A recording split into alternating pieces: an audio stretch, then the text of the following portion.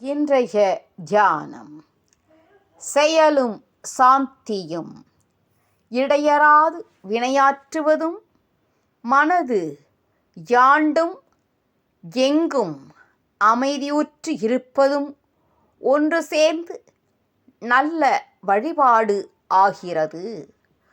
ஹிருதயம் ஓயாது அடித்து கொண்டிருக்கிறது. அதனால் அது களைப்பு உறுவதில்லை. உடல் அங்கனம் உழைத்து கொண்டு இருக்கட்டும். மனது சாந்தியில் நிலைத்திருந்தால் உழைக்கிற உடலுக்கு ஆயாசம் உண்டாகாது. வினையாற்றுவதிலும் விச்சாந்தியும் சேர்ந்தே நிகழ்கின்றன.